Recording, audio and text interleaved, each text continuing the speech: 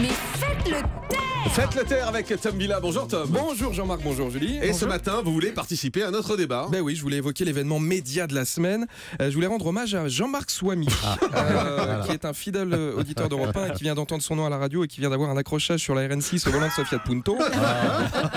Alors, Jean-Marc Swamy, c'est le présentateur de la météo sur France 3. Alors, on parle de lui en ce moment parce que Jean-Marc Morandini, ici présent, a relayé sur son blog que Jean-Marc Swamy avait écrit sur Twitter: Laurent Ruquier a été complice de Nadine Morano en lui donnant une tribune d'1h30. Et ça, c'est pas bien, Jean-Marc Morandini, parce que vous avez mis en avant un message que Jean-Marc Swamy a écrit sur Twitter. Enfin, Jean-Marc Morandini, on le sait quand même très bien, Twitter, c'est privé.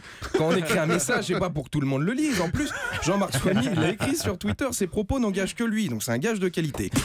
Moi, ce qui me choque, c'est pas que vous ayez sorti l'info, Jean-Marc, c'est juste que vous ayez mis 10 jours à le sortir. Il l'a écrit le 29 septembre, le mec, il s'est juste senti blessé, vous l'ayez pas vu avant.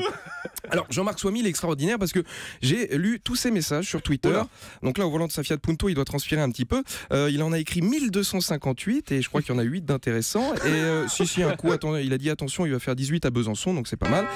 Et j'ai compté sur Twitter, Jean-Marc Swamy, il a 3 passions dans la vie. Nadine Morano, la cause gay et Jean-Marc Morandini. Et moi. Oui, très régulièrement, il vous envoie des petits messages d'amour. Alors, je vais pas tous les lire parce que j'ai que 3 minutes, mais celui qui m'a plu date du 30 octobre 2014. C'est le bonheur sur Europe 1, la crémanation, le VIH, l'incontinence, le divorce. Merci de déprimer les Français, Jean-Marc Morandini. Et là, on voit qu'il écoute pas bien Europe 1, Jean-Marc Swamy, parce que ce jour-là, on peut le dire, c'était un jour de fête.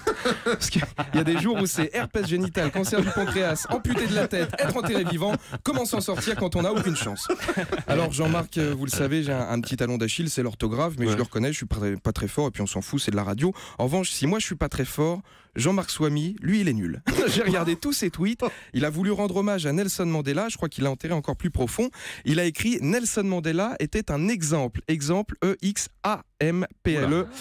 Donc voilà. Donc quand on est nul en orthographe comme moi et qu'on repère des fautes d'orthographe, autant dire que Ribéry à côté, c'est Victor Hugo. Mais là où j'ai pas été content, c'est qu'il s'en est pris à Laurent Cabrol. Ah bon? Et là, c'est pas possible. Oui, parce que sur Twitter, une personne a écrit: pour la météo, mon cœur balance entre Laurent Cabrol et Jean-Marc Swamy. Et Jean-Marc Swamy a répondu à propos de Laurent Cabrol: bah là, c'est pas sympa. Il pourrait être mon papa. Et là, je suis pas d'accord. Il va trop loin, Jean-Marc Swamy. Il pourrait être ton grand-père, oui, non pas ton père, voyons. Salaud. Donc, conclusion, Jean-Marc Swamy, venez rue François 1er. J'ai préparé un thermos de café. Il y a du gâteau au yaourt et des pâtes de fruits. Venez, on va parler des cumulus. Le reste, c'est pas très grave. Effectivement. Et Julie a un dictionnaire, ça peut l'aider aussi. Merci beaucoup, Tom Villa. Merci à tous d'avoir été avec nous dans un instant. C'est le grand direct de l'actu.